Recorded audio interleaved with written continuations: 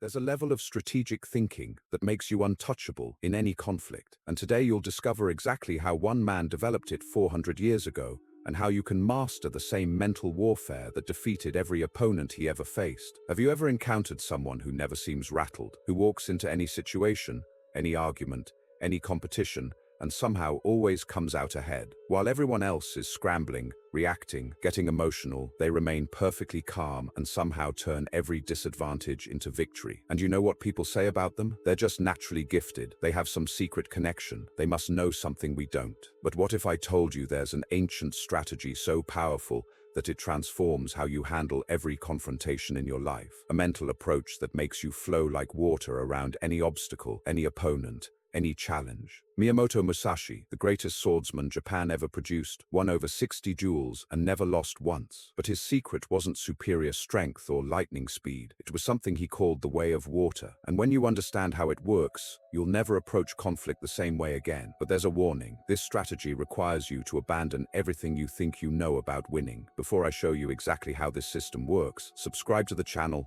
hit the like button, and comment below about the most challenging opponent you face in your life right now. This helps me create better content and shows me you're serious about transformation. Let's begin. Chapter 1. The moment everything changed. The story I'm about to tell you happened on a small island called Ganryu in 1612. Two master swordsmen were about to fight a duel that would change the understanding of strategy forever. On one side stood Sasaki Kojiro, known as the Swallow Cut for his lightning-fast technique. He was younger, faster, and wielded a sword longer than any other warrior dared to use. His reputation was flawless, his confidence unshakable. He arrived at dawn, perfectly groomed, his blade polished to mirror brightness, ready to add another victory to his legendary record. On the other side was Miyamoto Musashi, and everything about his approach seemed wrong. He arrived 3 hours late. His hair was unkempt, his clothes were dusty from travel. Instead of his famous steel swords, he carried a wooden oar he had carved during the boat ride to the island. Kojiro was furious. The crowd was confused. Even Musashi's own supporters wondered if their champion had lost his mind. But Musashi understood something that no one else in that crowd could see. He wasn't just fighting Kojiro. He was fighting Kojiro's expectations, his rhythm, his mental state, and by the time the duel began, Musashi had already won. The fight lasted exactly one strike. Kojiro's perfect technique met Musashi's wooden oar, and in that instant, the legend fell. But what happened on that island wasn't about swordsmanship. It was about understanding the deepest principle of strategic thinking. Musashi had become like water. Chapter 2. The philosophy of fluid strategy. After that duel, Musashi spent years reflecting on what had made the difference. It wasn't his physical technique, it wasn't luck. It was his ability to adapt his strategy to flow around his opponent's strengths instead of clashing against them. He wrote about this discovery in his masterwork, The Book of Five Rings. He called it the way of water because water never fights what it encounters. It simply finds another path. When water meets a rock, it doesn't try to smash through. It flows around, over, under, finding every weakness until eventually the rock itself is worn away. When water is contained, it takes the shape of its container without losing its essential nature. When water is pressured, it can become a devastating force that carves through mountains. Musashi realized that this was the ultimate approach to any conflict. Don't meet force with force. Don't try to impose your will directly. Instead, become fluid. Adapt. Flow around resistance until you find the opening that leads to victory. Most people approach challenges like Kojiro did that day. They rely on their strengths, their proven techniques, their established patterns. They show up exactly as expected, fight exactly as predicted, and wonder why the same strategies that worked before suddenly fail. They're trying to be the immovable rock, not understanding that rocks eventually crumble while water endures forever. Chapter 3. The modern battlefield. Today, you face opponents every single day, not with swords, but with words, ideas, negotiations, competitions. Your boss who tries to micromanage your every move, your competitor who seems to have every advantage, your colleague who takes credit for your work, your difficult client who makes unreasonable demands, the family member who pushes your buttons perfectly every single time. Most people handle these situations with what I call rock strategy. They meet aggression with aggression. They argue with the micromanager. They try to outcompete the competitor using the same tactics. They confront the credit stealer directly. They push back against unreasonable demands with equally unreasonable resistance. And what happens? Exactly what happened to every rock that ever tried to stop water. They get worn down, frustrated, exhausted. They win some battles, but lose the war because they're fighting on their opponent's terms, using their opponent's rules, playing directly into their opponent's strengths. But there's another way, Musashi's way, the way of water. Instead of meeting your micromanaging boss with defensiveness, you flow around the control by providing so much transparency and communication that micromanagement becomes unnecessary. Instead of trying to outmuscle your competitor, you find the market spaces they're ignoring and flow into those opportunities. Instead of confronting the credit stealer directly, you document everything and let the evidence speak while you focus on your next achievement.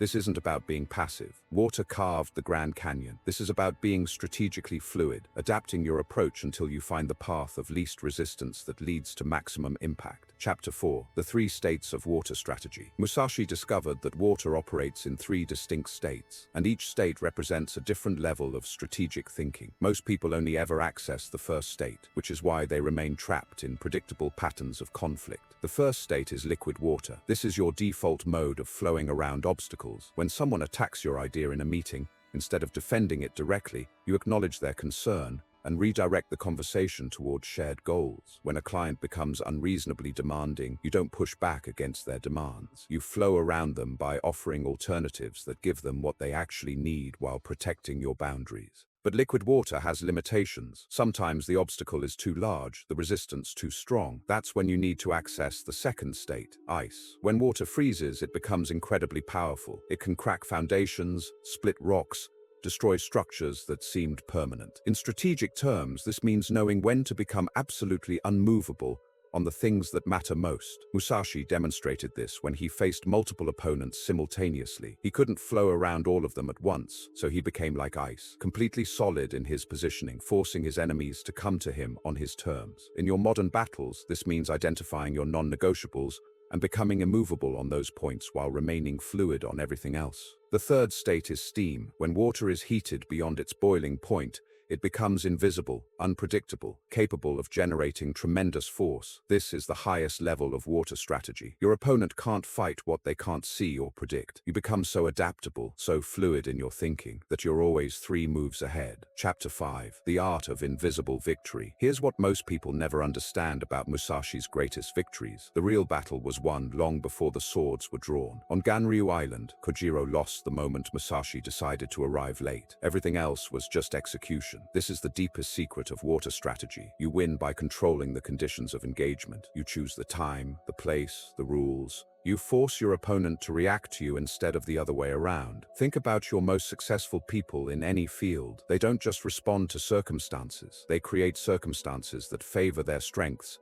and expose their opponent's weaknesses. In business negotiations, this means setting the agenda, choosing the location, determining the timeline. In personal relationships, this means addressing conflicts when you're prepared, not when emotions are highest. In competitive situations, this means playing games where you have advantages instead of accepting challenges on your opponent's terms. But here's where most people go wrong. They think controlling conditions means being manipulative or deceptive. That's not water strategy. That's just being sneaky. True water strategy is about creating win-win situations where flowing around resistance benefits everyone involved. Musashi's water strategy isn't just about winning conflicts, it's about transcending them entirely. When you master the art of flowing around resistance instead of meeting it head-on, you discover something profound. The most powerful victories are the ones where your opponent never realizes they've been defeated. Start practicing this today. Choose one challenging situation in your life and ask yourself, how can I flow like water around this obstacle? If this video changed how you think about strategy and conflict, subscribe to the channel and tell me in the comments which water strategy you'll implement